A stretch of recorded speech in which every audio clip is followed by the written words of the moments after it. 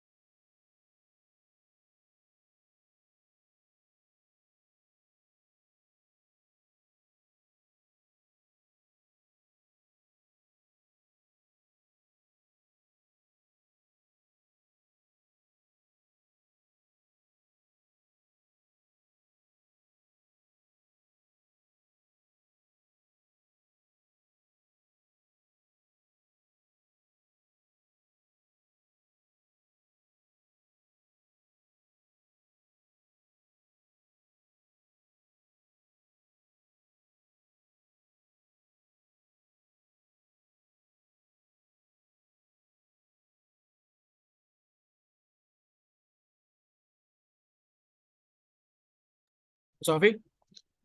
Yeah. We can start right now.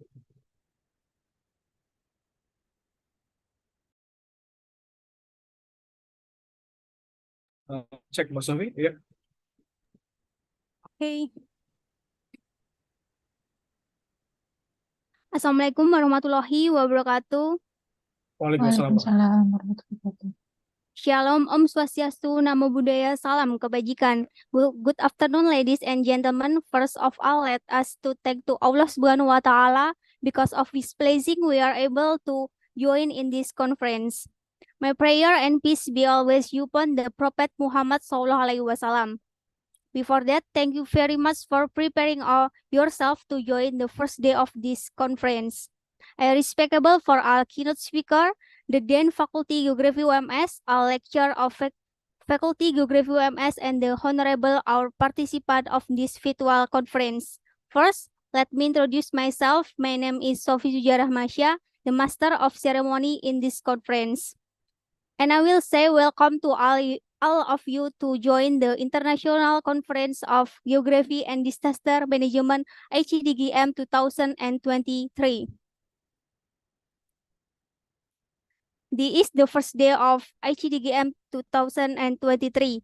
This afternoon, we will have speaker from Kobe University, Professor Gomez, and National University of Singapore, Dr. Mian Nawas. Before the main agenda, I would to invite Pak Hamim as the conference chair of ICGDM 2023 to give opening remarks to ICGDM 2023. To Pak Hamim, time is yours. Okay, Mbak Sophie, thank you for giving me opportunity. Assalamualaikum warahmatullahi wabarakatuh. Waalaikumsalam warahmatullahi wabarakatuh. It's raining here in Surakarta. Hopefully our connection is good. Okay. Assalamualaikum warahmatullahi wabarakatuh. In the name of Allah, the most beneficent, the most merciful, may peace, mercy, and blessings of Allah be upon us. Good afternoon, everybody, ladies and gentlemen. It's my pleasure to speak in this opportunity to give the remarks to this conference. And also, thanks to COVID-19 pandemic, so that we can have live meeting on the internet, no matter where we are, even though the COVID has ended. The tradition for conducting meeting online remains popular, and it can save many resources. Dear colleagues, professors, lecturers, researchers, and the other attendants, on behalf of the committee, I would like to express my gratitude and welcome to all of you in this conference, ICGDM, the International Conference of Geography and Disaster Management. I honorably welcome our keynote speakers. The first is Professor Christopher Gomez from Kobe University.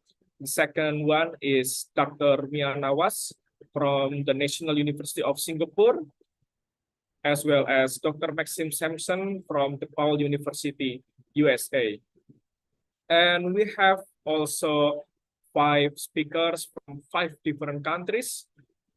Those are Dr. Muhammad Ainul Malawani from Universitas Gadjah Mada Indonesia, and then Saku Calvin, Master of Arts from Kiambogo University, Uganda, and then Dr. Edith Hartmoko as Impact Team member of Rosatom Russia, and Hendy Fatur Rahman, MSc, from the University College London, United Kingdom.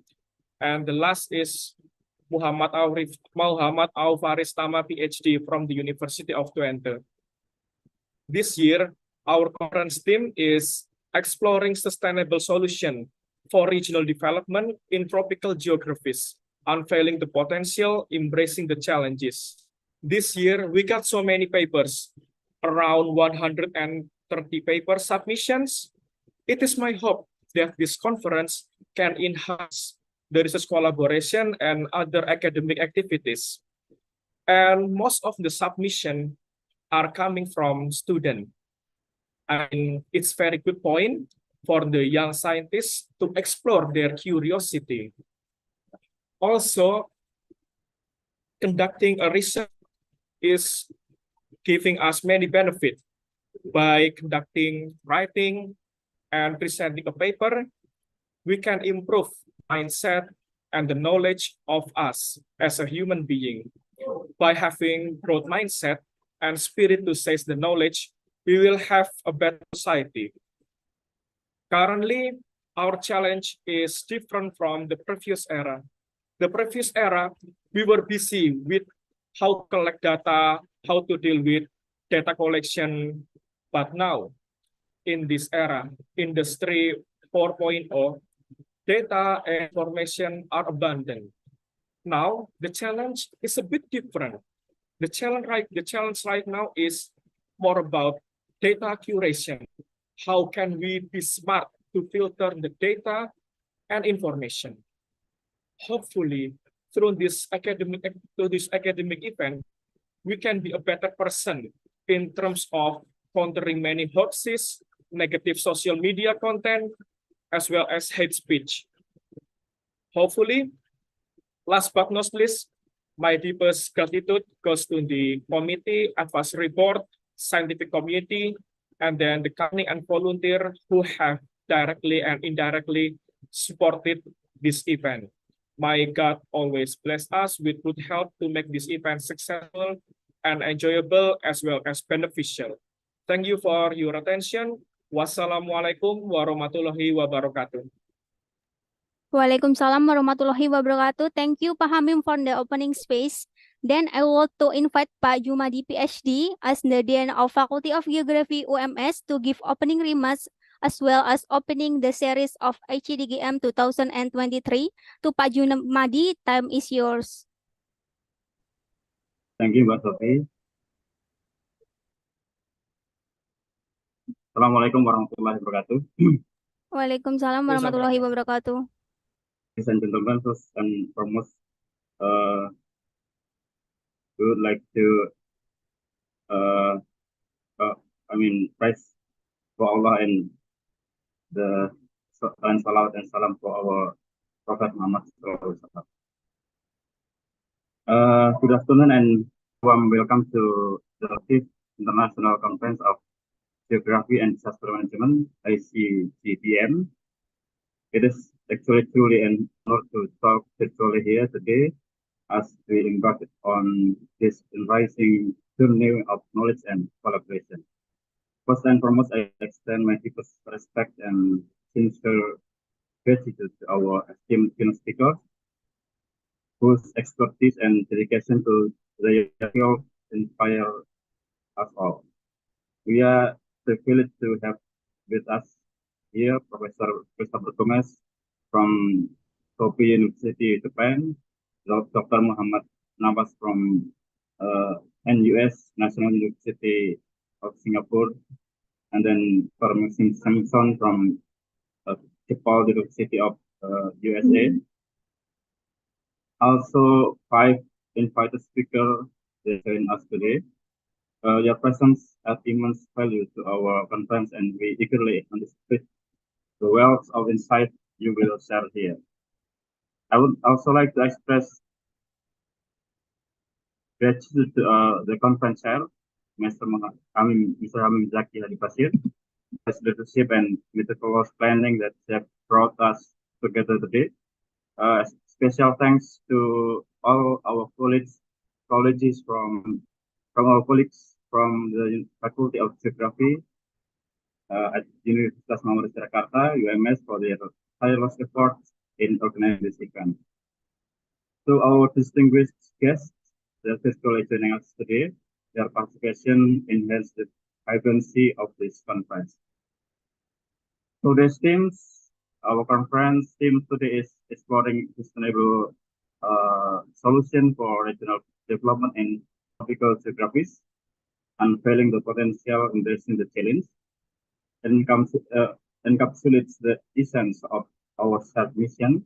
This in the midst of the diverse landscape of tropical geographies, full untapped potential, yet are accompanied by uniqueness of the challenge.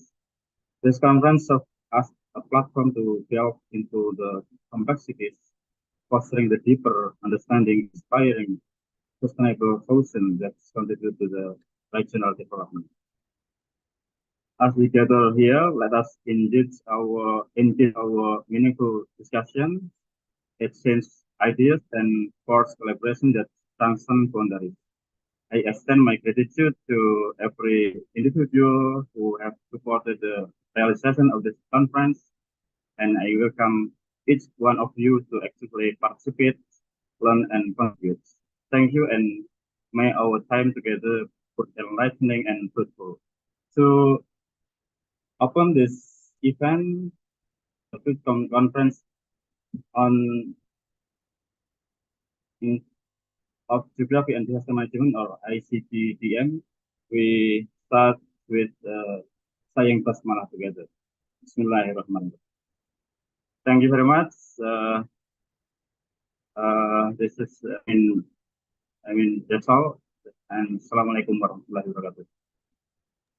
Waalaikumsalam warahmatullahi wabarakatuh. Thank you, Pak Jumadi, for welcoming us and opening the ICGDM 2023. The next, we will move to the main agenda, which is the keynote speaks from Kobe University, Professor Gomez, and National University of Singapore, Dr. Mia Nawas. We will have Bu Vidya to guide in this session. Before that, I will read her CV briefly. Bu Vidya is PhD study in University of Twente, and her skill and research interest is about remote sensing, satellite image processing and interpretation, spatial analysis, geographic information system, specialization in the field of environment, agriculture, and health. To Bu Vidya, team is yours. Right. Thank you very much, Mbak Sophie, for the introduction. Ladies and gentlemen, Assalamualaikum warahmatullahi wabarakatuh. The honorable lecturers, students, and all participants, good afternoon. First of all, on behalf of the Faculty of Geography, Universitas Muhammadiyah Surakarta, it is a pleasure to welcome you all to the keynote speaker season of the International Conference of Geography and Disaster Management 2023 in UMS. My name is Vidya Nahdiatul Fikriya, and I will be serving as your moderator for today. This afternoon, in this session, we will be listening to two presentations on the topic of exploring sustainable solutions for regional development in tropical geographies, unveiling the potential and embracing the challenges. As we know that Indonesia, as a tropical country, it is vulnerable to various natural disasters. So I believe that our topic for today would be of great interest to us, either as an academic, researcher, or practitioner working on disaster management. First, we will have Professor Christopher Gomez from Kobe University, Japan. And second, we will have Dr. Mia Nawas from National University of Singapore. I'd like to remind you that our agenda will be divided into three parts. First is the opening, and then a presentation from Professor Christopher Gomez, followed by a discussion or question and answer session, and closing, and then another presentation from Dr. Mia Nawas. Well, ladies and gentlemen, before we continue to our main agenda, please allow me to introduce our first speaker for today, Professor Christopher Gomez. Professor Christopher Gomez obtained his PhD degree in environmental sciences from Paris Diderot University. His PhD is about flow mechanics, associated sediments, and hazard in volcanic environments in Java Island, Indonesia. He is now a full professor in Kobe University, Japan. His main work focuses on slope erosion hazard and disaster risk, with an emphasis on landslide and debris-laden flow, including driftwood. He used UAV, photogrammetry, LiDAR, GPR, and geotechnical soil analysis method. His work is geographically concentrated on the subduction archipelago of Japan, Indonesia, and also New Zealand. Until now, he has published more than 200 peer-reviewed journal articles and proceedings and supervised more than 20 students, including master and PhD. All right, without further ado, ladies and gentlemen, please welcome Professor Christopher Gomez to deliver his presentation. Professor Gomez, Yes, can you the hear floor me? is, yes, clear. Perfect. The floor is yours. So I'm going to share my screen. And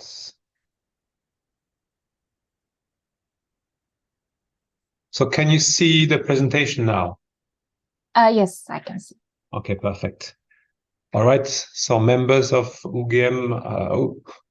UMS University, members of the Facultas de Geography at UMS, thank you for inviting me to this conference. It's my pleasure, as usual, to share with you and exchange with you all. Actually, I had the chance of being invited at UMS just 2 weeks ago to converse and share ideas with you all. Once again, thank you very much for that program and everything. It was just an amazing time, like this conference this time as well. Now, I've chosen to talk about tropical development because from my perspective, being, you can see on my face on the screen now, being a white-born European, I always have difficulties holding that heritage and working in tropical countries, so-called tropical countries like Indonesia. So today I would like to talk about tropical development, the remnants of colonialism, neocolonialism, and or the spark of rebellion. So, and you will know what I mean by that. And I've chosen to keep that title very broad for one very good reason, is that it's to pinpoint the problem behind tropical geography. Like today, the leaders in tropical, well, some of the leaders of tropical geography are in US, in Singapore, and they have kept the word tropical geography or tropical environment, tropical development, just as a response to that horrible past that relate to tropical development. You can see that photograph I've chosen at the back that comes, it was quite random actually. They used to use the ivory in the pool cue, you know, the game, the pool. So the pool cue used to actually use a lot of ivory. And those ivory, of course, were poached, if I can say, in Africa quite a lot. And this is one of the photographs that relate to that. And you can unfortunately see the behavior of that white man just on top of the ivory. And this is the kind of behavior that unfortunately I had to live with as a European, and that's really concerned me when I went to Indonesia the first time, now 20 years ago.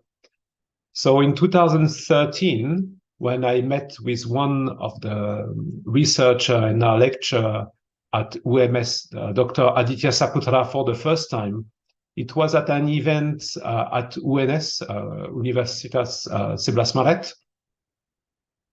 And at that time, I was talking about the need for Indonesia to develop its own aerial photography system, its own satellite system, so that they can actually, Indonesia can actually own its own land and its geography. By that, I mean that when Indonesia keeps on using satellite imagery from, let's say, the US and other Western countries, it's also a form of colonialism that one needs to break from to actually be able to, on its own, being able to embrace its own space. Otherwise, there are just these ties of powers that are still in place and that can be detrimental for Indonesia. And you also have a foreign eye looking at your country all the time, which is not always what you want, especially in the context of various political, but also, unfortunately, religious tension between different countries. So this is the background of what I want to talk about today, and I realize I've been talking way too much as usual. So the background of what I was saying just a second ago, I'm just giving here an example from Stephen Sargent Vischer, in 1925, who was writing about the whole tropical world in general. And it's very interesting because he has this idyllic view of Europe being that perfect environment for human development in comparison to the tropical world. And when he talks about it, of course, all the naming are Western naming, like they talk about the West Indies, the Pacific Island, well, Australia, but also the Far East. And he also used and put in the same bags cities like Calcutta, Caracas, Durban, Hong Kong, Honolulu and Colombo, or Bombay and Manila, which are all so different. But at that time, from the eyes of the Westerner, all of this was one old bag of everything around the tropic. And more importantly, it was also a place to be used and to make money from by not developing everything, but developing, let's say, agriculture.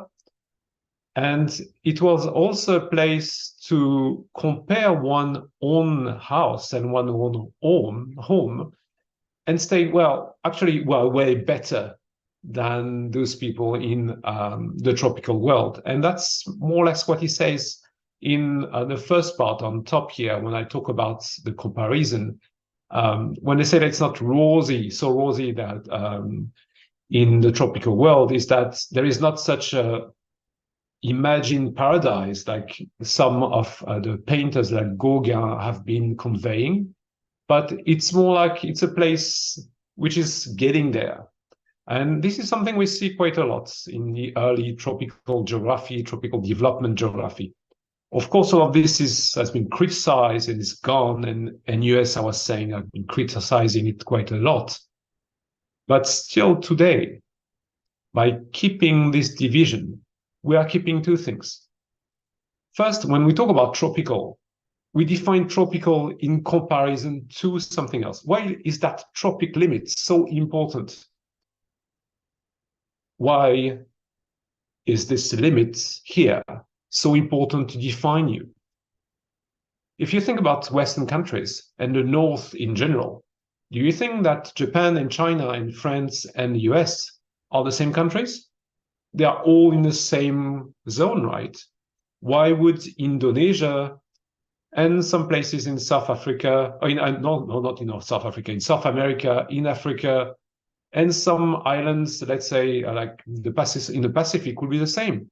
Culture, everything is, the climate, everything is so different.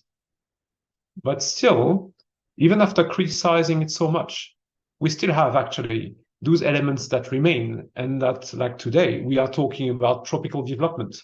What does it mean? Is there even such a thing as tropical development? Then the second element that I would like to remind you is that development is not quite a word I like to use. Sorry for that.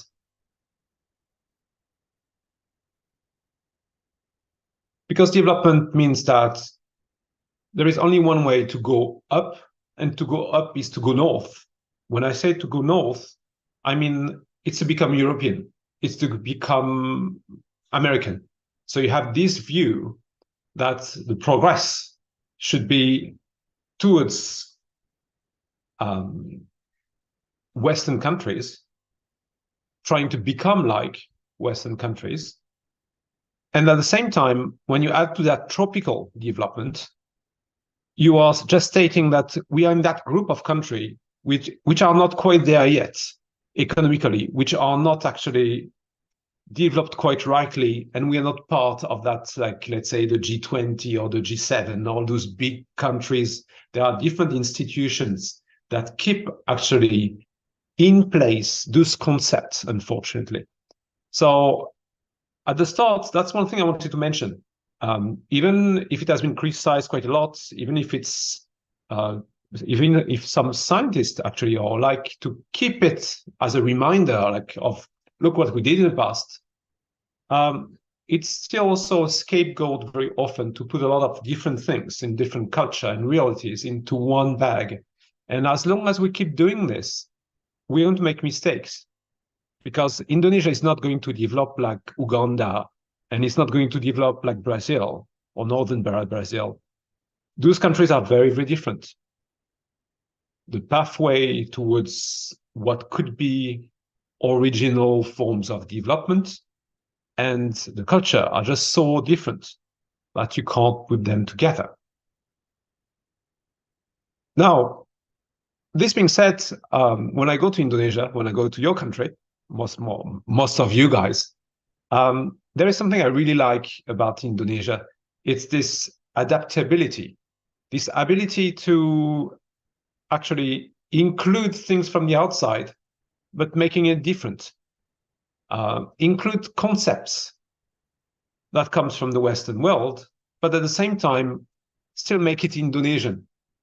So because we are geographers and because I do most of the time a lot of physical geography, geophysics, like it was mentioned, even if I also publish in the field of philosophy and social science.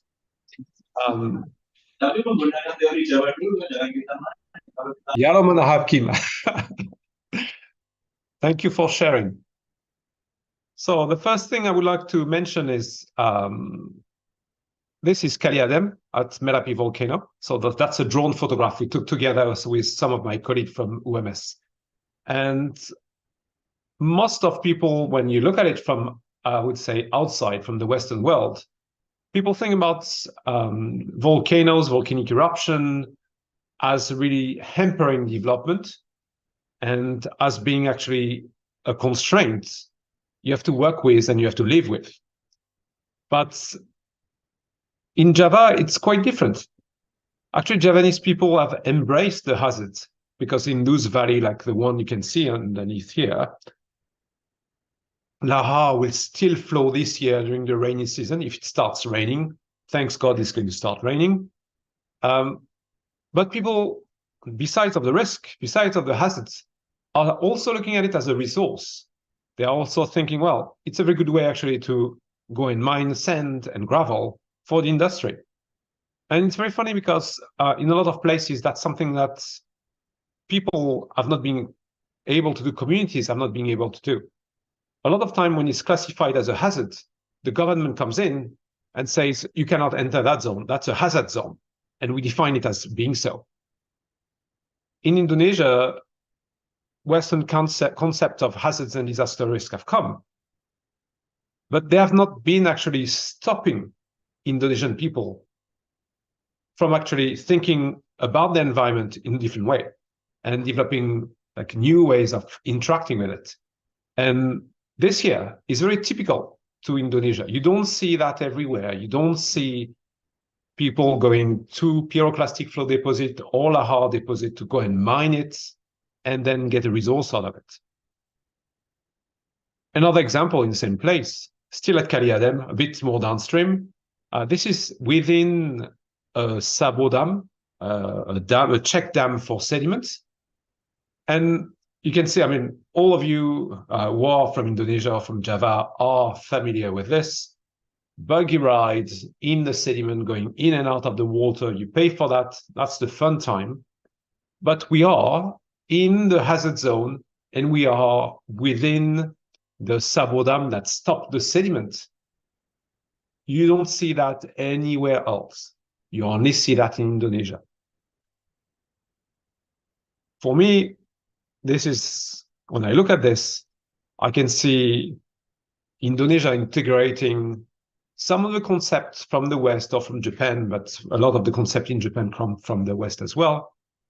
And then changing them, reshaping them into something they are comfortable with.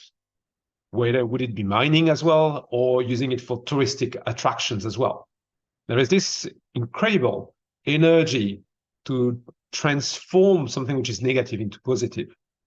And this is not something that you see so often, at least in a Western nation. And then the best image, I think, of this resilience, this ability to improve on, is that other image here, where the Japanese government developed a set of Sabo structure. You can see those walls on the side, so that's a valley. And there is a Sabo Dam. So this is a dam which is supposed to stop sediment, like when the lahar or debris flow are flowing down. That's the pocket where they will be accumulating and people will be safe outside. Well, unfortunately, we had a pyroclastic flow here, so that's another issue. But what you can see here, and for those of you who are from Indonesia, this is normal. But it's not everywhere that you can see local going to cultivate the deposit from a lahar or from a pyroclastic flow once it's gone or once it's like more or less safe. You don't see that. And you can only see that more or less in Indonesia. And this is a very typical image of a set of structures and ideas about how to manage the landscape that were imported or pushed on from overseas, and here from Japan. But at the same time, Indonesia did just not accept it, they also modified it to make it Indonesian. And this is typical Indonesian. It's a reoccupation of the space by restructuring something which is usually seen as a negative, a loss of space. In Japan, for instance, when you have those Sabo structure, it is forbidden to come in and it's forbidden to use the land. And when you have had a major hazards and disaster, people will basically lose access to the land. Similar to Merapi volcano, there is Unzen volcano in Japan. Unzen volcano had a major eruption between 1991 and 1995.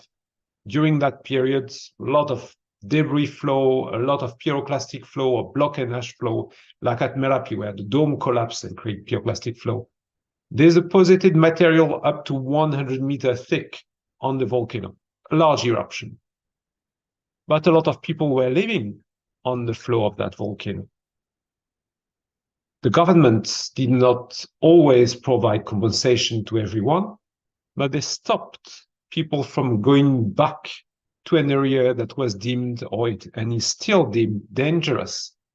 So you have individuals who still own the land on the volcano, but they are not allowed to go, and they are not allowed to come back, and they are not allowed to build.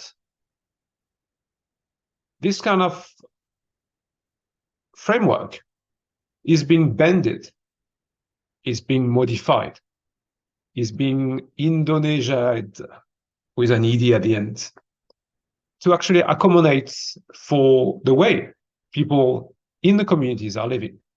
And this is an amazing format, an example of resilience in Indonesia. And this kind of resilience is not going to happen, is not going to be the case if you go anywhere across the belt, the tropical belt. It is typical Indonesian.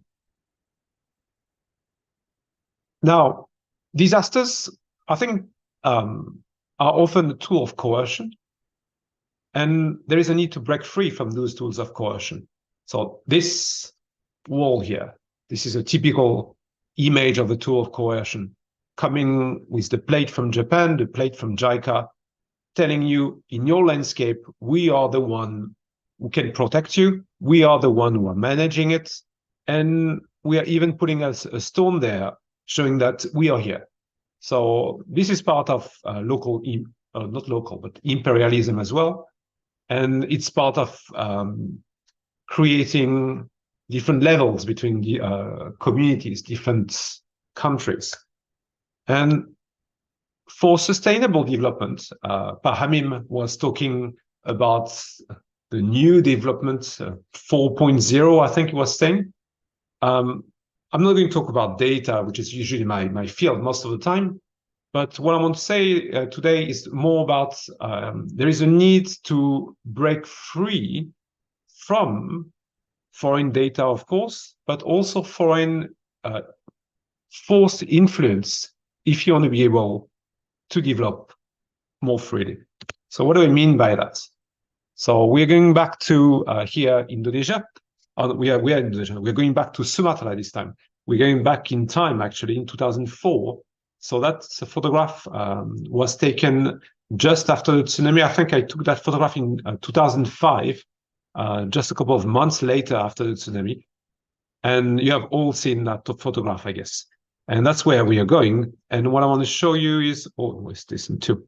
What I want to show you is that in this location where the earthquake was very strong, tsunami had a large impact. What was also important is the fact that there were no alarm system at the time for the tsunami in that area. Why is that so? Well, the World Watch in terms of tsunami was centered in Hawaii, and based in Hawaii, with the help of so many different nations, the US was leading this idea of having a network for all the countries. Brilliant idea, except that this is still something which was developed by the US, by the American, and it was geared towards saving lives in USA first. It was not, even if it was covering part of Australia, part of Indonesia, they were not the main target. They were mainly data collectors for themselves. So what happened? Well, it means that even if they call it the international network, it's not covering all the countries. And when you look at the map here, what you can see is that the western part of Java and Indonesia and Sumatra, Indonesia as a whole, sorry. I'm looking at the map and looking at Java, that's why. The western part of Indonesia is not covered. Wasn't it an international network? Well, no, it's not. It's an international network as they sell it as an international network. And it's going to benefit some countries, of course, but not everyone. And going back to what Pahamim was saying about data and data handling, it's not about data collection, but it's about data ownership. So who's making the data and for what purpose? And if you want to become more independent, if you want to have your own pathway towards development, a development that you want, not a development that someone else is telling you should have, not another white man like me is going to come to your country and tell you that's what you should do. No, if you want to have your own idea being developed in line with your own soul and what you really feel is important for your country and what the people in your country think is important for them, data ownership becomes very important. Data acquisition, of course, is important. That was a challenge before, but now it's about what data for what purpose and who's handling it, who's owning the data. Another issue we saw with also the 2004 tsunami was the reliance on foreign aid, and with more or less coordination with the Indonesian government, I can quite fairly say that foreign bodies did actually a lot of harm to the recovery. So what do I mean by that? A lot of NGOs like the Red Cross and all of those, they have one office in Jakarta. And when something happens, that's where everything starts. But sending funding, sending money and putting in charge people from Jakarta, people from Java Island, to go and help in Sumatra Island was a mistake. Because there is no way people in Sumatra will be taking order from people from Java. As you may remember, at that time and still today, the GUM army was fighting quite actively, the Indonesian army in the Barisan mountain. And that led actually to a lot of people running away from the mountain to Banda Aceh. And that's why a lot of people in Banda Aceh didn't know about tsunami hazards. It's because they were not people from the sea. They were people from the mountain. And not knowing about this conflict between the GUM army, the independentist army in Sumatra, and the central government, from overseas, when the funding comes, when the help comes, and they rely on people from Java to go to Sumatra and tell the local, well, that's what you have to do, and I have the money and I'm going to do that. Even if you are very diplomatic, Javanese people are very diplomatic. you are in the midst, you are in the middle of a conflict. How hard will it be to get them to work together? And of course, the GAM army stopped fighting at that time, and they say, okay, let's pause. Let's take a break. Let's help people in Bangladesh first. But the ignorance from foreigners created a lot of tensions instead of actually of helping. So that's another example here where actually the logistics, the organization, not being only on the ground doing the work, but organizing at a much higher level, needs to be integrated within Indonesia. And Indonesian people need to be able to say, well, no, you guys Westerner, you stay outside, you can send your money if you want to, but we are doing everything. And in 2004, it was not the case. In 2004, you had a lot of foreign individuals coming in and more or less being quite free about what they were doing there. So that was another of the difficulty. The other thing that I'm putting on that slide here is I was quite shocked at the time when I could see TV anchors, people working from TV. I think it was CNN or some American network I could recognize. And you had that lady, very charming, going to the camp where people were actually just trying to survive after the tsunami. And she was asking people, how do you feel about it? Well, that's a really wrong question in general. Oh, you just lost some family members. How do you feel about it? I think that I would punch in the face these kind of people. But beside this, the point I want to make here is the fact that I was really shocked to see that among all those Muslim individuals, where based on the Muslim rule, the women were not showing too much skin, and being respectful of the religion would have been a good thing. But that TV anchor, she had a very, very, very short skirt and very short clothes that were definitely not appropriate and not respectful. So not allowing those kind of cultural inappropriate behavior is part also of the development. You're telling me, you might think, how is it connected? Think about it the other way. Think about you going back to the USA in, let's say, typical Muslim outfit. How do you think people will react? If you go back to France, to my country, and I'm very ashamed of it, unfortunately, in a lot of places, the hijab is forbidden. Just because. The mechanism that allow people to do that, the mechanism that allow countries to take those decisions in one way or another. I'm not saying one thing is good, is bad. It's not the problem here. What I'm saying is that if you allow one other country's behavior, culture in your own country, it's a sign of being lower in terms of power relation. I'm not saying it's bad. Maybe it's a good thing. It's like, okay, I accept you as you are. I'm open. But you have to be aware that the other way doesn't work. If you come from this place and people on that side think they're much better, they are not going to allow you to bring your own culture. They're going to tell you have to adapt. This is us. This is how it is. And if you're not happy, you go back. This kind of behavior is only possible when you are in position of power. So it's important to reshape ideas, reshape minds. So here I'm showing something which is Batavia or Jakarta. And it's the idea is based on one of my PhD students, ex-PhD student, Adam Prana, who's also an Indonesian. And he was working on the role of the Dutch canal in Jakarta and how today it's actually hampering development.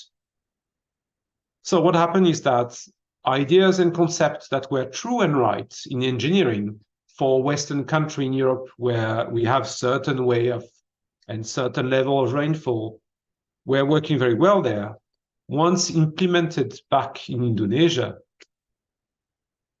well, that was not such a good idea. because it was not solving the problem that we had in Jakarta. And today, it's actually the source of a lot of issues. We see the same problem in other countries that have been colonized by Western nations, where, for instance, in Africa, when it rains and in places where it's dry, instead of conveying the water as fast as possible to the sea, what was important was to flood the land, let the groundwater comes in, and the land recharge. In different places, at least where the French, my country, went, they started to put concrete wall around the river and say, oh, we're going to stop the flood, and you can thank us later. Well, like from a Western view, that was a flood. But from a local view, that was a resource. How do you do once that resource is gone? And in Jakarta, we have exactly the same problem. So I invite you to read in more details the PhD thesis of Dr. Adam Prana, where he explains actually how colonization have left in the landscape elements that are still structuring it. And now we need to break free from it, and it's really hard. Well, luckily, Jakarta, the capital, might be moving to another island, but Jakarta will still be Jakarta, and you will still have actually, you'll be facing those water issues.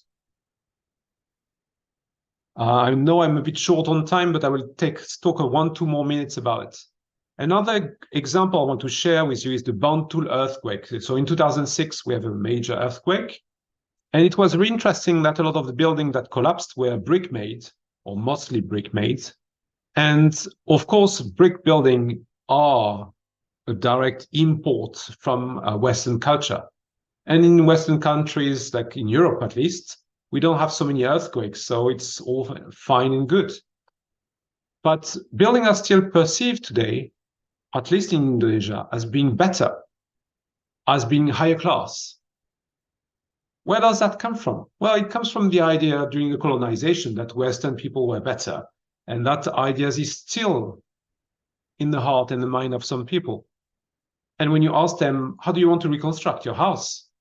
Well, they will still want brick, even if they know that it can be actually deadly when you are inside the house. So that's another place where it's important to try to break free from those chains of colonialism that are still existing within people, so that proper development or development for the benefits of Indonesia can be made. So from those examples, you can see that you actually have a lot of elements from the local culture that has been more or less squeezed and hidden for years.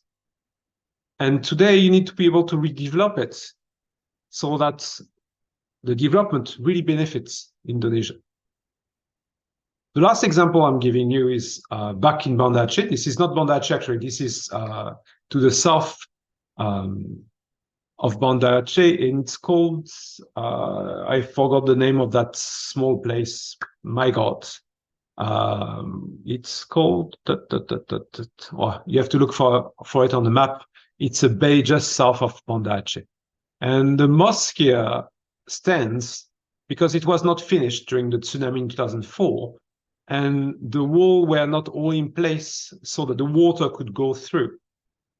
Unfortunately, a lot of the women that were still in the village at that time, because the men were fishing at sea, they went to pray in the mosque when the tsunami arrived, asking God for help. Unfortunately, the tsunami was a bit too much to handle and maybe not a prayer to address to God. And people perished in the dome at the top. They went even up in the dome, and the water went up to the top of the dome, and people died inside, unfortunately. So this is a very sad event, but it's also a typical failure of Western development of cities. What I mean by that is the hazards and disaster risk management system that has been adapted from Western country does not think about mosques, masjids, as a place where people would go. So when it comes to planning, rethinking actually how you would plan a city based on the local culture, instead of redeveloping something which looks like this, which is typically a plan developed by Western culture, will be really beneficial. And at the same time, ignoring local culture is, like in that case, become deadly for the local people. So development 4.0 is, yes, rehandling the data. How do you become smarter with the data?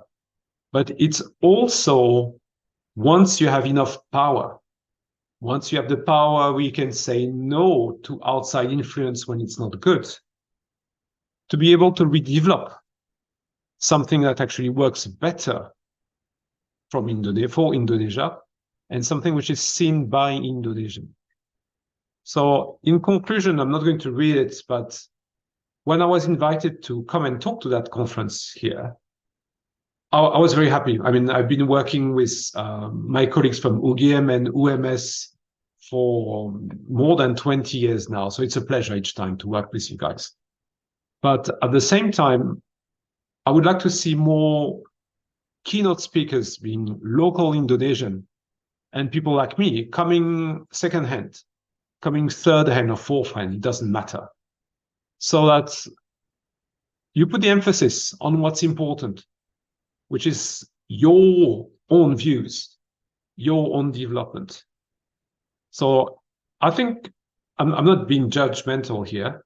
What I'm saying is that from 20, 30 years ago, when, for instance, at Gajah Mada, at UGM, all the researchers would go overseas to get their PhD and come back.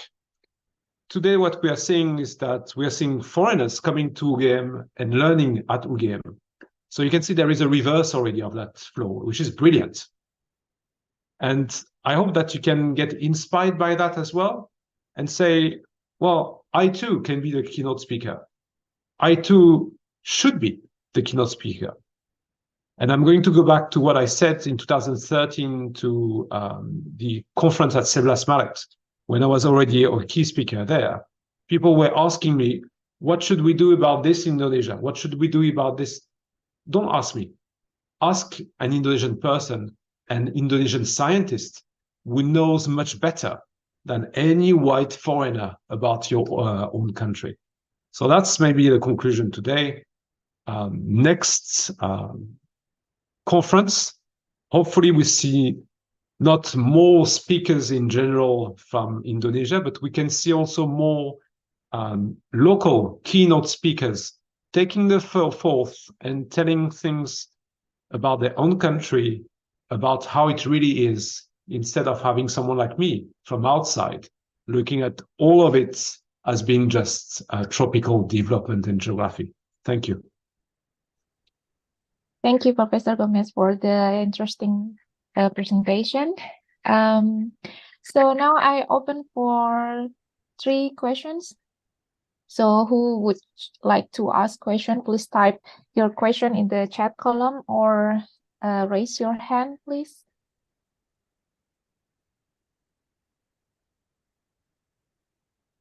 Anyone? That was maybe a difficult talk to follow up.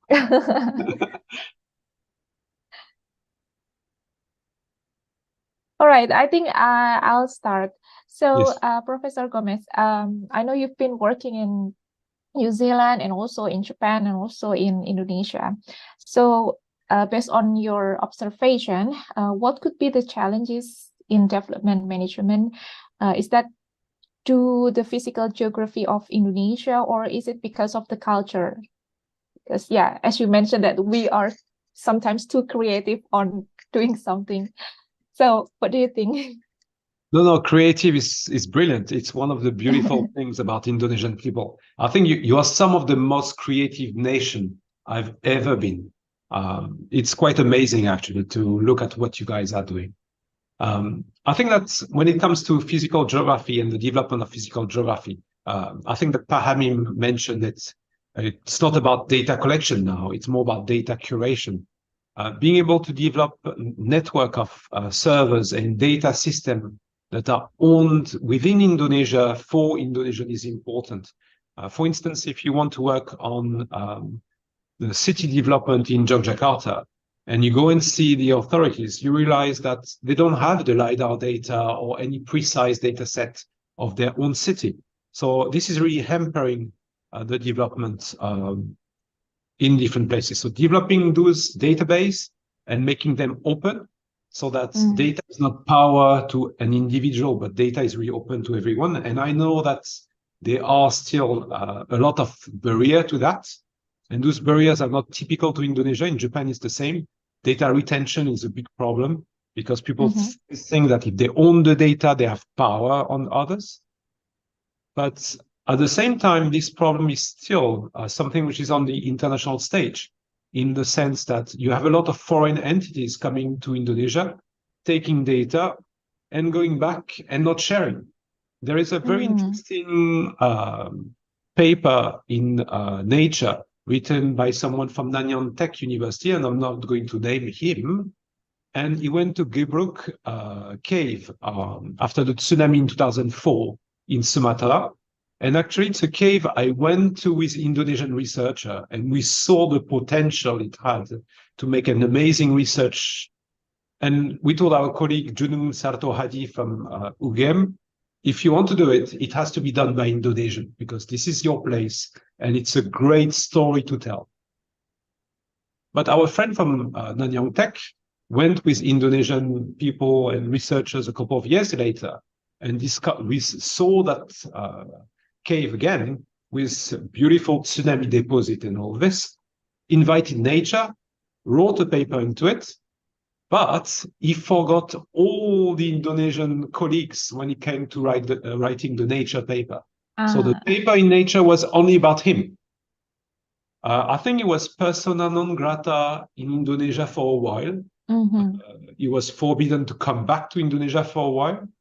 But this kind of data stealing, going to Indonesia, taking data, leaving, and using it overseas is still a problem, at least in Indonesia and other places, of course. And I think that data curation from that perspective is important. You need to be able to say data that are taken in Indonesia with Indonesian have to stay and have to make a difference for Indonesia. It's not about making or building the career of X, Y, Z people like me. It should be also building the career of people in Indonesia and the know-how within Indonesia. And unfortunately, it has to go through sometimes like strict rules on what can be done within Indonesia and or not. But this being said, I know that the Indonesian government has been more and more strict about research visa, about what you can do, and they are like watching it a bit more carefully. So they are aware of this problem. But at the same time, researchers at universities need to be backing up those issues. It's difficult because at the same time, when you work at a university, you want to have more publication. So when you have foreigners coming in and they help you and you write a publication they write a publication with you, it's good for your career. But at the same time, you need to make sure that you are the leader on that publication, and it's not always the foreigners leading the publication and making up or bringing up their career. So, because it has then an impact on the overall Indonesian landscape of universities. It's a complex question, of course, but I don't want to dwell too much into that. But I'm sure you are all aware of those difficult issues. But on your experience, based on your experience, is that easy to like get a visa or permit to do the research in Indonesia, or you have to collaborate with someone in Indonesia? I think you have to collaborate with someone. Like each time I had a research visa was through collaborators in Indonesia. Okay. And each time I've been to Indonesia, I've been giving all the data I took. So everything thank you very much in the for country. that. So I'm not just saying it, I'm doing it as well. So thank you for bringing this topic up. I think that's also important for us. All right. Anyone who wants to ask Professor Gomez? You can ask me anything on other topics as well. It's all good. Okay. Why right, so don't you there is- become Indonesian? You are actually. No, Mr. Nawaz here. Good to see you. No, I'm not Indonesian, and I will not pretend to be Indonesian, of course. But I think it's the same for you. From the interaction we had 2 weeks ago, I think that there is one common view that we share, is the importance of being respectful of others and other cultures. And that's something which I could hear from what you were saying. And this is something I'm trying also to apply as much as I can. So I'm not becoming Indonesian, but I'm being aware that there is more than my own little career. And there is a lot of wrongdoing still by notably Western nations. And going back to the Western and now Muslim world's confrontation, which is unfortunately taking a peak in Israel now and the Gaza Band, you can see that this is even flowing out within the academic world, and being respectful of the others, regardless of their religion and who they are, is also essential. One very good example is that there is a colleague of mine in the UK who have started a petition because the government has been vetting whether academic voices were correct or not, based on whether they were supporting Israel or not. So you had really a government push towards academic to be following and going the same direction than the official Western pro-Israel voices. And this is dangerous.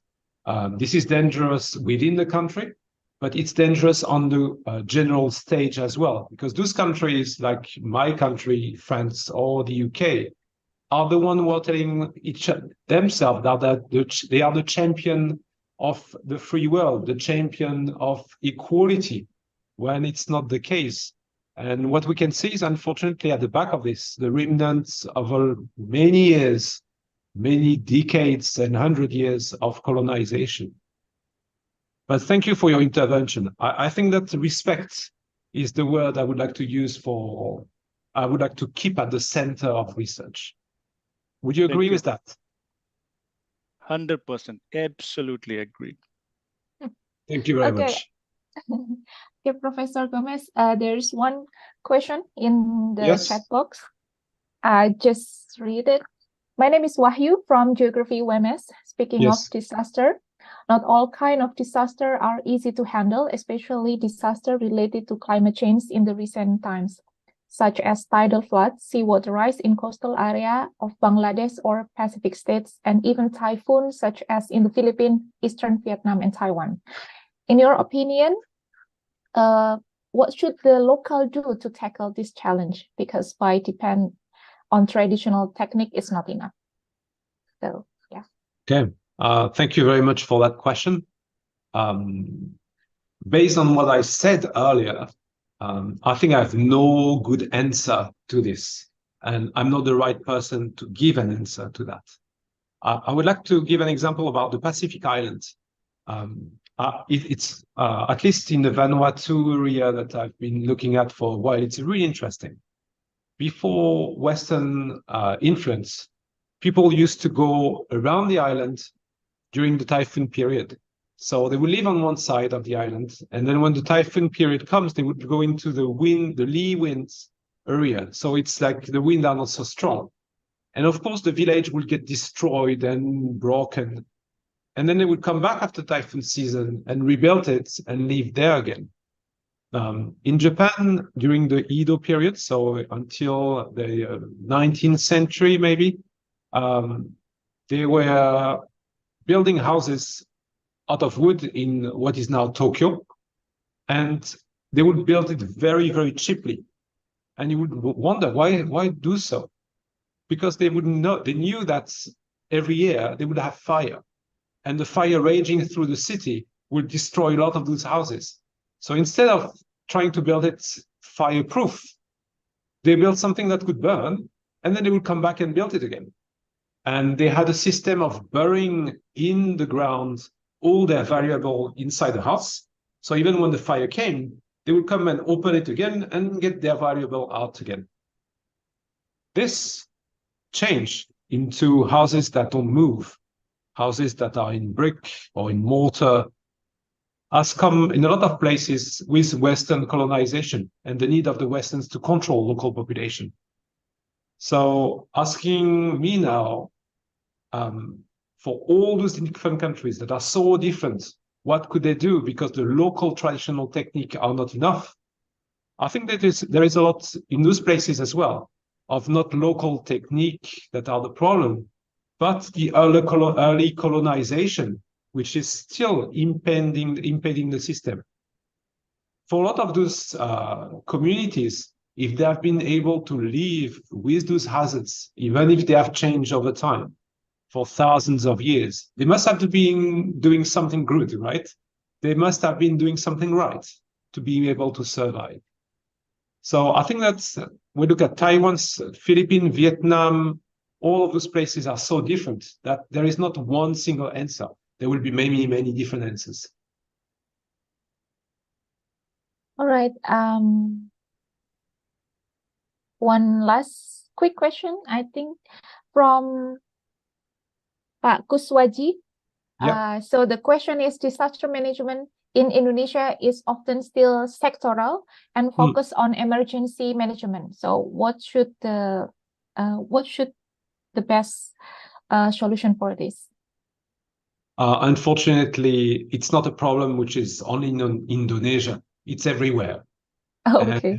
And it's everywhere because of the way we are educated. We are all educated in silos and boxes. So once we get out of geography or law or engineering, the only thing we really know is law, engineering, or geography. And then this is also fueling in time the behavior of people who are in position of power. Not because they have a wrong way of thinking, it's just because it's the way we are being formatted. So there is a lot of things to do on the education part. So people like me are the problem, basically.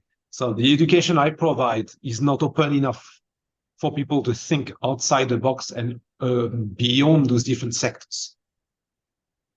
Thank you. Okay, thank you very much. So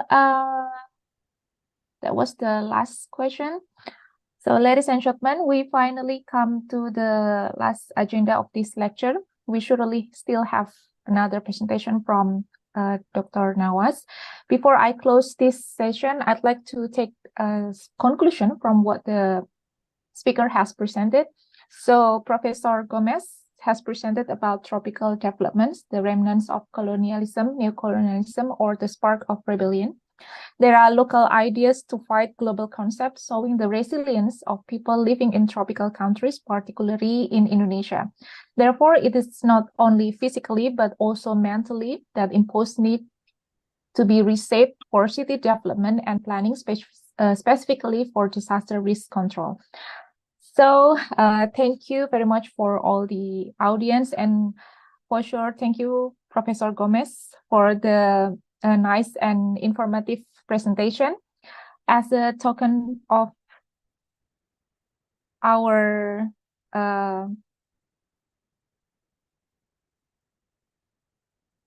so I'd like to thank Professor Gomez, and as we have a little token of appreciation, thank you very much for Professor Christopher Gomez from Kobe University in Japan as keynote speaker in the 5th International Conference of Geography and Disaster Management on 5 to 7 December 2023, organized by Faculty of Geography. So thank you very much. Thank you. Thanks a lot.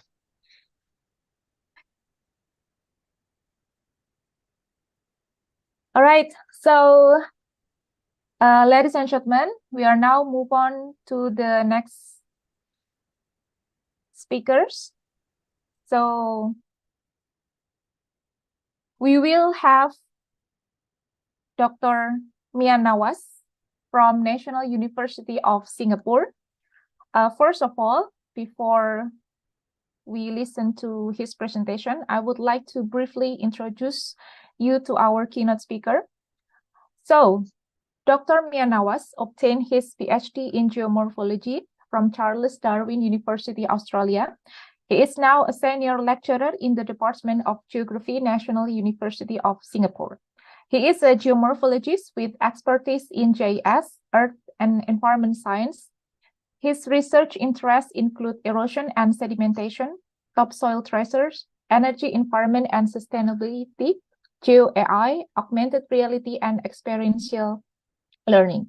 His current disciplinary research engaged in geomorphology and pedagogical in drone spatial technologies, and also in STEM teaching and learning. He has contributed to teaching and learning resources in earth and environmental science as an author, editor, and also co-editor. One of his books is about sustainability, energy, and also environment. So, ladies and gentlemen, without further ado, please give a warm welcome to Dr. Nawas. Dr. Nawas, time is yours. Thank you so much. Thank you so much for giving a detailed introduction. Thank you for your presence. No doubt, we are at the crossroads of humanity, or call it crossroads of human history.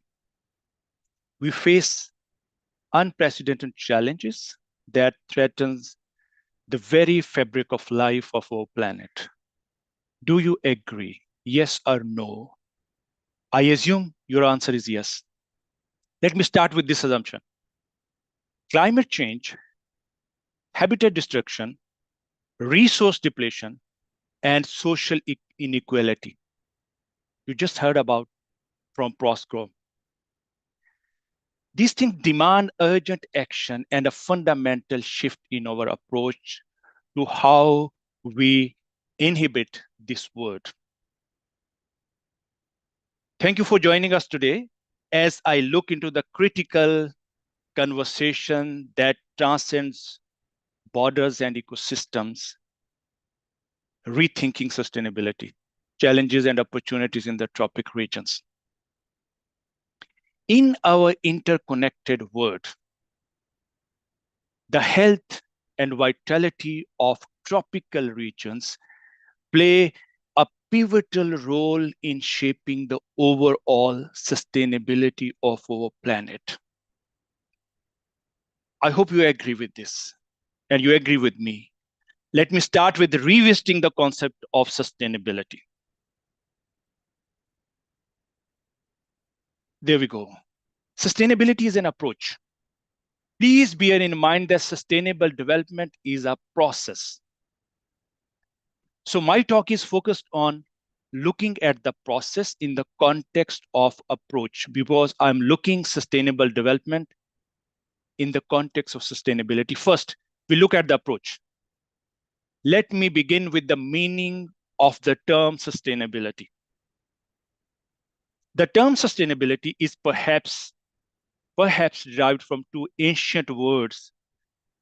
One, sus, means up, and the other, tanere, that probably became tenable in English, that means to hold or able to be held or maintained. The meaning of the term sustainability in this way possibly can be upheld or possessed. But what? What to be upheld or what to be possessed? Perhaps human existence, maybe for the indefinite future. For me, in its modern form, sustainability is a concept that was born out of the desire of humanity to continue or to exist on Earth forever. However, sustainability is seen as a paradigm for thinking about the future in which environmental, societal, related to society, and economic considerations are balanced in the pursuit of an improved quality of life. It looks amazing. What do you think about this term? What is sustainability for you? By the way, how old is this concept? 20, 30, 50, 100 years or more? Come on. The concept of sustainability seems incredible, but the sustainability concept as we know it today dates back only about 36 years. It appeared for the first time in 1987 in the famous Birthland report that was entitled Our Common Future. The report was produced by several countries for United Nations, and according to this report, quote starts, sustainability means meeting our needs without compromising the ability of future generation to meet their needs, quote closed. By the way, sustainability is a complex and challenging issue, and therefore, I think we should always understand the sustainability concept and approach together. Let us now look at the sustainability approach. For me, in simple word, sustainability is ability to exist. I think in the present context, it refers to the capacity of the biosphere and humans, Homo sapiens, you and me, to exist, coexist, exist together. The two main approaches to coexistence are, number one, anthropocentrism, and number two, ecocentrism. We can exist, and we mean biosphere and humans together, and I think there are 2 points. As you see in figure 1, and as you see in figure 2. Okay, what does figure 1 means to you? How do you see this figure? Any idea? It's anthropocentrism. Anthropocentrism is an approach, or call it a philosophical point of view, arguing that human beings are central or most significant entity in the world. This is a belief, this is a basic belief ended in many religions and philosophies. Anthropocentrism, in its original connotation, in environmental ethics, is the belief that is human-centered and that all other beings are means to human needs. However, environmentally concerned authors argue that anthropocentrism is ethically wrong and is the root of ecological crisis. What do you think? Let me ask you 2 simple questions. Are humans superior to animals? Yes or no? Is anthropocentrism ethically wrong? Yes or no? Don't answer me, just think. Keep your answer with you. I'm sure you all know the answers to these questions. And anthropocentrism is believed to be the central problematic concept in environmental philosophy, especially where it is used to draw attention to the claim of a systematic bias in traditional attitudes to non-human worlds. Okay, let me focus on the figure 2. This is ecocentrism. Ecocentrism is an approach or philosophy or perspective that places extremely important value on all living organisms and their natural environment, regardless of their perceived usefulness or importance to human beings. I think ecocentrism is important for multiple reasons.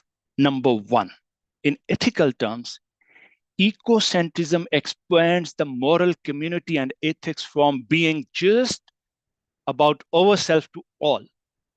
And ecocentrism is rooted in an evolutionary understanding that reminds us we, the Homo sapiens, humans, are latecomers. Ecocentrism places the primary focus on the ecosystem in its entirety rather than looking at the environment from perspective of human interest. However, these 2 forms of values, I mean the anthropocentrism and ecocentrism, are very much debatable in environmental ethics. Okay, let me summarize the two approaches. And now we look at the arguments from anthropocists and ecocentrists. The argument run like this.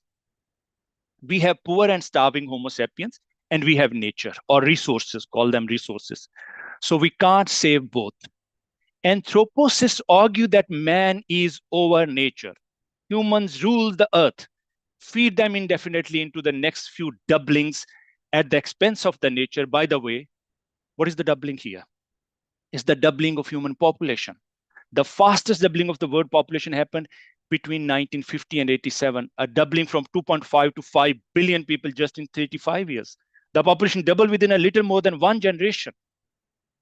This period was marked by a peak population growth of 2.1% in 1962. Okay, let us look at the ecocentrists now.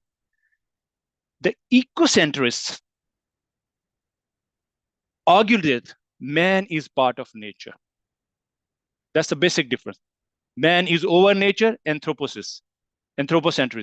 Man is part of nature, so ecosphere gave rise to us, and we must keep it creative power intact. So they argue that feed them into the next doublings, but not at the expense of nature. Let us now focus on tropical regions.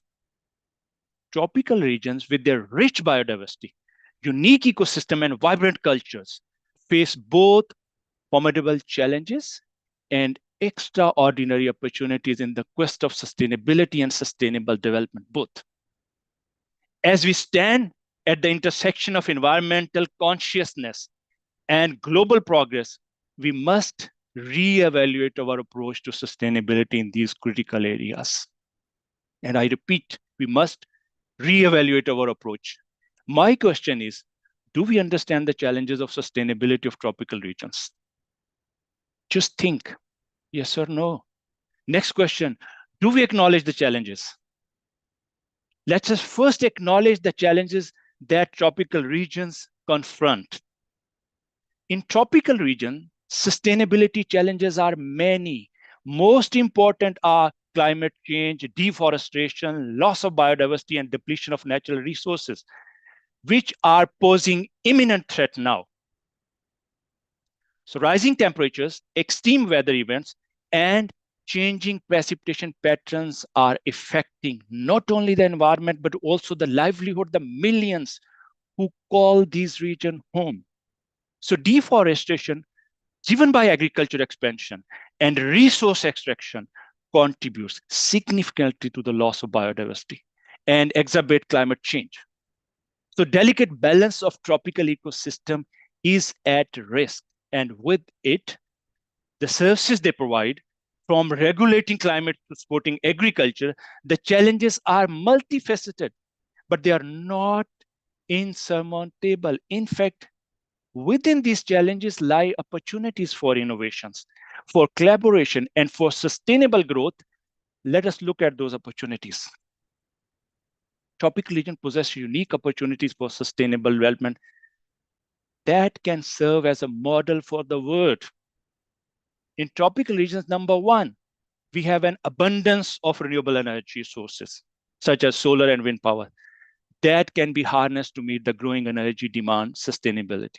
Number two, innovative approaches to agriculture, such as agroforestry and sustainable land management, can not only preserve biodiversity, but also enhance food security. Moreover, the rich cultural diversity of tropical regions offers a unique platform for integration of traditional knowledge with the modern sustainable practices, what Prof was talking about. I strongly believe that indigenous communities with their deep understanding of the local system can play a pivotal role in shaping sustainable solutions that are not effective, but also culturally sensitive. I'm talking like Professor again, not the foreign, local indigenous. So investing in ecotourism, sustainable fisheries, and conservation initiatives can not only protect the natural beauty of the tropical region, but also generate economic opportunities for local communities. By aligning economic development with environmental conservation, we can foster a model of growth that is both resilient and sustainable. as we rethink sustainability in tropical region, we must recognize our collective responsibility. Governments, businesses, communities, you and me, individuals, all have a role to play in ensuring the well-being of tropical ecosystems and peoples who depend on them. Government must enact and enforce policies that promote sustainable land use, conservation, that promote emission reduction. Business can contribute by adopting eco-friendly practices, investing in sustainable supply chains, and supporting local initiatives. So communities should be empowered with the knowledge. That's very important. They should be empowered with the knowledge and resources to become steward of their environment. Individually, we can make conscious choices in our daily lives, from reducing our carbon footprint to supporting sustainable products. So education and awareness are the key drivers of change. For me, the most important one. And by staying informed, we can contribute to the global movement for sustainability and sustainable development. In short, rethinking sustainability in tropical region is just not a necessity. It is an opportunity to redefine our relationship with the environment and with each other. Let us embrace the challenge by stepping stones to our more sustainable, resilient, and equitable future. One where tropical regions thrive and the benefits are shared by all. Thank you so much for your attention. May I have your questions, please? Okay, thank you very much, Dr. Should I stop Nawaz. share? I Yeah, think if there was that's time all right. lapse, I covered. I'm open That's for your fine. questions. Okay. So anyone has question? You can type in the chat box or raise your hand. All right, so we have the first question from Muhammad Huda. Al-Huda. Okay, I'll just read his question. Let me introduce myself. My name is Huda. I'm from UMS. I have a question related to anthropocentrism and ecocentrism. What I know is that the weakness of these two approaches is human ecocentrism, which is difficult to control. How do you respond? And do you have some formula to push that egocentrism? So, Dr. Nawaz. Oh, Huda, thank you so much. You got two very important things. One, mind, other, heart. If both think ecocentrally, start thinking from inside out that you are not over the nature, you are part of nature. That's the only formula that will solve. Thank you so much for your question. Great question. Sorry, short answer. Actually, I can't answer, but that's how I think. If you combine these two things together, and you think I'm not over nature, I'm part of nature, that solves the problem. Humanity has destroyed the planet because of thinking humans are over everything. You, the Homo sapiens, you destroyed this small planet yourself by thinking that you are the supreme, you are over everything. Start thinking you are part, not over, and that solves the problem. That's the formula I have. Okay. Thank you very much, Dr. Nawaz. There is another question, again from Bapak Kuswaji Dwi Priyono. So his question is about sustainability in all elements of life must become a principle of environmental governance. However, in developing countries, including Indonesia, the focus of economic growth is still the development mission, ignoring ecology. This is what caused disaster to continue to spread. So what is your opinion on this problem? Don't ignore the ecology. When you become part of the nature, you don't ignore anything. The ignorance has caused the problem, so don't ignore. Keep a special attention to ecology. So don't destroy something, gaining something else. Keep balance. The balanced approach will work for you. That's the rethinking for sustainability that we don't have. That's why I bring in the topic that rethinking. We need to rethink what we are doing is not sustainable, and we have to rethink for everything else. So keep a proper attention to the eco side as well. Thank you. Thank you for the question. Beautiful question. All right, so there's another question from Bapak Wahyu. My name is Wahyu from Geography UMS. Sustainability concept could be interpreted in many ways, ranging from using renewable energy up to preserving the natural environment. However, in making this concept possible, we are also facing overpopulation, especially in the global South countries. On the other hand, through blaming rapid economic growth in that area as anti-sustainability practice, the gap between global North and South could be even worse. So what do you think about this? That is there, and we should think about the way how can fill that gap. There's a huge gap, and filling that way, changing our thinking. Because it's the difference, basic differences in the thinking. How we perceive, how we think, that makes a bigger difference. Thank you so much for the question. Okay, thank you very much, Dr. Nawaz. I also have a question. So you're working in Singapore. Yes. So from what I know is that the government plays a role in preserving environment. For example, on the plastic use. So do you think what would be the challenges in achieving sustainability in the society?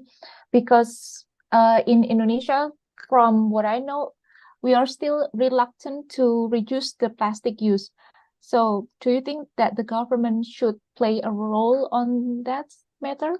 Thank you so much for the question. It's a government, it's you, it's me, it's policy, it's everybody.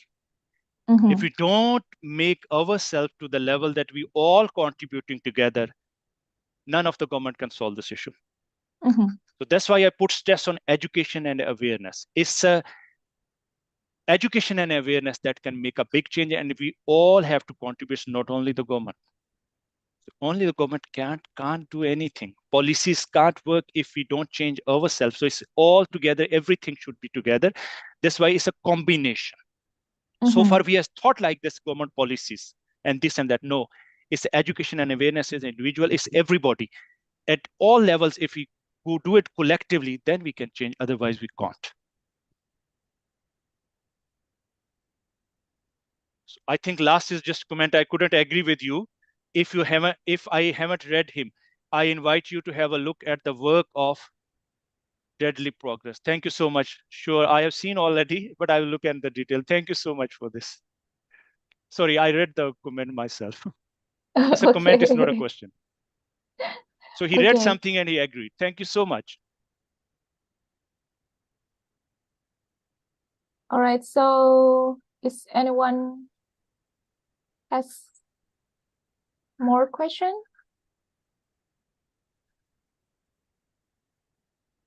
Regarding the renewable energy, what would be the most reachable solution for renewable energy, especially in the tropical countries, in your opinion? Tropical countries got a lot of sun hours.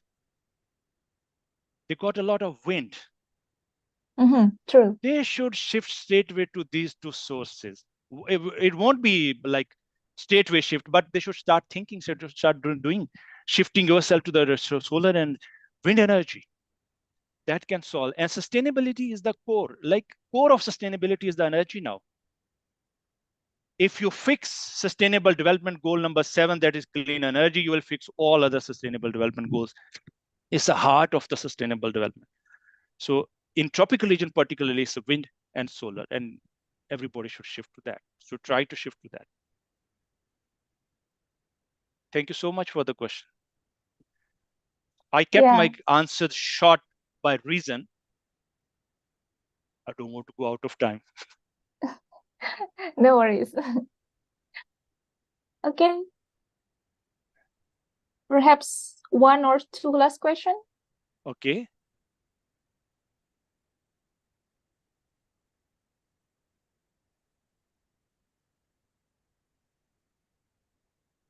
All right. If there's no question, I got a meeting. I got a meeting.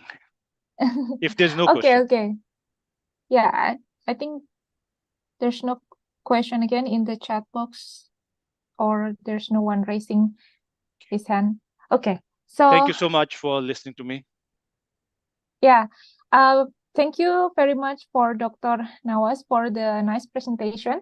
Before I close this session, I'd like to take the conclusion from what Dr. Nawas has presented. So Dr. Nawas presented a topic about rethinking sustainability, challenges and opportunities in tropical countries. Sustainability is the ability to exist, and between two sustainability approaches, anthropocentrism and ecocentrism, it is therefore essential to engage the ecocentrism more to achieve sustainable growth in tropical countries. We have opportunities such as the availability of renewable energy and the integration of traditional knowledge, where local indigenous people can play a role in managing their environment. So again, as our token for the presentation from Dr. Nawas, I'd like to present the certificate. So thank you, Thank you so Dr. much. Mian Nawas from Thank you so National much. University of Singapore as keynote speaker in the 5th International Conference of Geography and Disaster Management on 5th and 7th December 2023, organized by Faculty of Geography, Universitas Muhammadiyah Surakarta, Indonesia. Again, thank you very much for your presentation, and thank you for all audience for the active participation. I think for the last agenda, we are going to take a photograph together. So please turn on your camera for a while. And Mbak Sophie, would you help me to take picture? Okay, I will count to 3.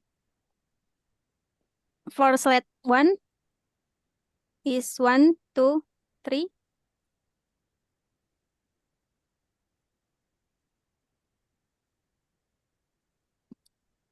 For the second slide is 1, 2, 3.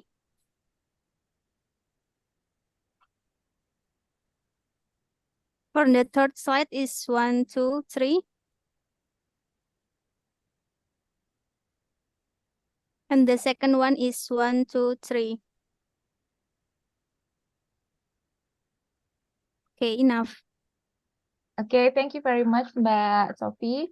So, ladies and gentlemen, this is the final agenda for our keynote speaker session for today.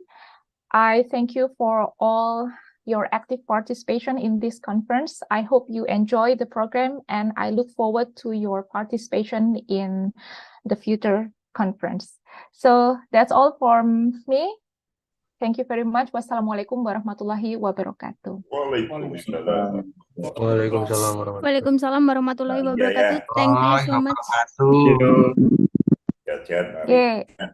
Okay, thank you so much, Bu Vidya, for your great the discussion, and thank you so much for on the keynote in the first day of ICGDM 2023.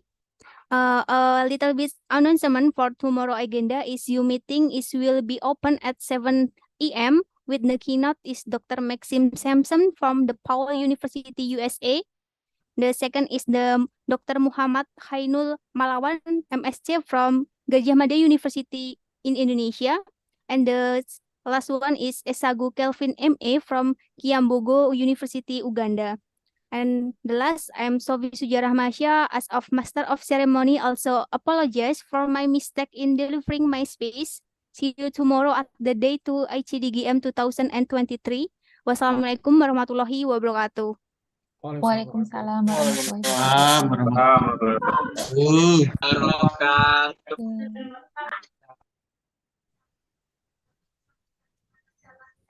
Pak Widya, sudah musim dingin ya? Nggih, Pak, ampun salju. Adem. Sehat-sehat ya. Sami-sami, Pak. Assalamualaikum.